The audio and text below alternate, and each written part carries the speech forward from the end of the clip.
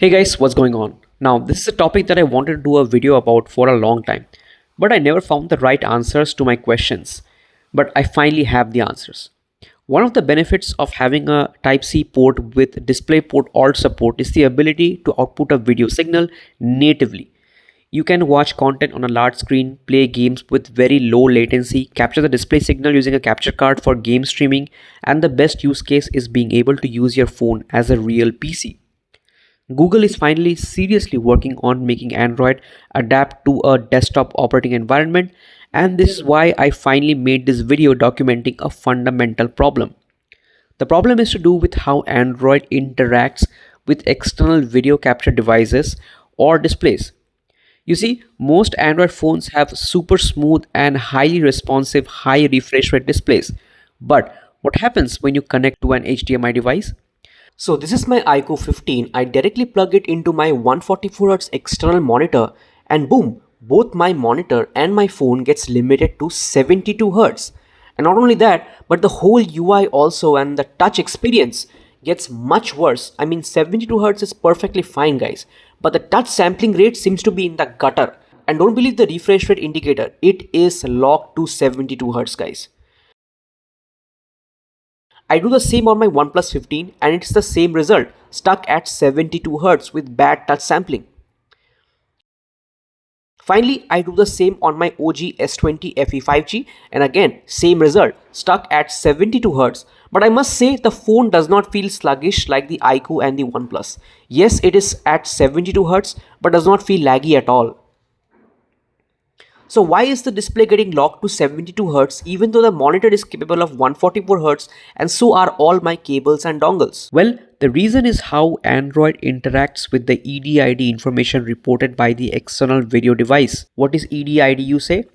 Well, EDID or external display identification data is a standard that allows a display like a monitor or a TV to tell a video source like a computer or our phone in this case its capabilities, enabling them to automatically shake hands and agree on the best settings, that is resolution, refresh rate. This EDID info is stored in the display and transmitted over the video cable, which is HDMI in our case. When you connect your PC to an external monitor, mainly for the first time, sometimes what happens is it may not choose the right resolution and refresh rate. So you can go into your display settings and manually choose the desired resolution and refresh rate options reported by the EDID. Now, this particular ability to choose the right resolution refresh rate is absent in the case of Android. So what does Android do? Let me show you. I found this app, don't ask me how I found it, which reports the EDID information of both internal and external display devices. And what Android does is it always picks the first EDID reported by the external device.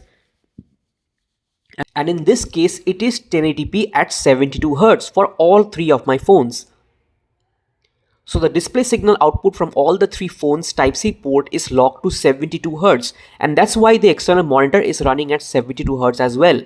In addition to that, Android by default enables a VSync lock on the phone's display, matching it to the refresh rate of its output signal, which is 72Hz in this case. Don't believe me? Okay, let's change something. Instead of directly connecting to my external monitor, let's introduce my capture card, which is by the way capable of 2K 240Hz or 4K 60Hz. And we will just use it for pass-through here in this case. Now when I connect my iQOO 15 to the monitor via my capture card, notice the refresh rate. Now it's 60Hz. Why? Because now the refresh rate for the top EDID reported is 60Hz. When I connect my OnePlus 15, same thing, the refresh rate is capped to 60Hz due to the first reported EDID. Now check what happens when I connect my S20 FE 5G. This one runs at 120Hz, which really took me by surprise, at least initially when I didn't know about the EDID handshake thing. But yeah, the reason is quite clear. The S20 FE 5G is running at 120Hz is because I guess by sheer luck, the first reported EDID is 120Hz. That's it. Now yeah, if you trigger Samsung DeX, the refresh rate will drop down to 60Hz, but that's because of a different reason.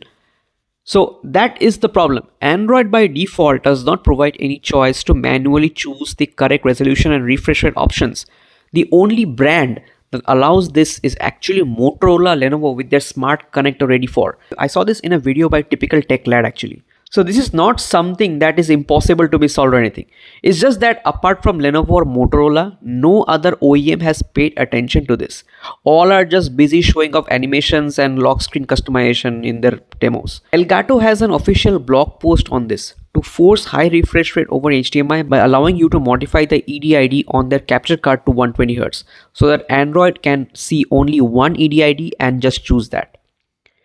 Even the consoles like the PlayStation 5 and the Xbox Series X initially had the same issue where they could only output 60Hz when detecting a 4K display over HDMI 2.0. It was later fixed at least on the Xbox with an HDMI override option forcing 120Hz. So Google has to fix this issue for sure. Now there is another side to this, and that is something changes when you launch a game instead of being on the UI. I mentioned earlier that when you are in the UI it is quite laggy. When you launch a game on the OnePlus 15, all of a sudden the touch sampling rate becomes just normal and there is absolutely no lag, no latency. Yes, the refresh rate gets capped to the video signal due to VSync, which is 72Hz in this case.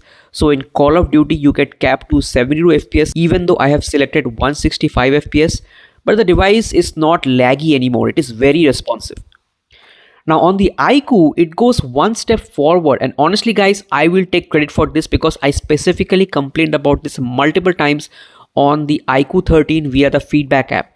iQOO was advertising 1440p streaming with the iQOO 13, so I complained that when connecting HDMI, the display is getting capped to 60Hz and it is laggy. They never fixed it with FunTouch OS, but with Origin OS, when you are in a game and you connect an external monitor or any video capture device, the phone does not enable the VSync clock, or rather it disables the VSync, and the phone's display continues to run at its maximum capable refresh rate. So in COD Mobile, the game continues to run at 120 FPS and the display is at 120Hz, which is fantastic. Even on Hitman Absolution, which has the ability to run up to the device's maximum refresh rate, so it can run up to 144 FPS, even though technically speaking, the OnePlus 15 runs this game better due to higher power limits, but that's beside the point here. So essentially, if you are using a capture card for game capture and streaming, you will have a better experience with the iQOO 15. Obviously, because you are not limited to 60 FPS or 72 FPS like this on the OnePlus 15.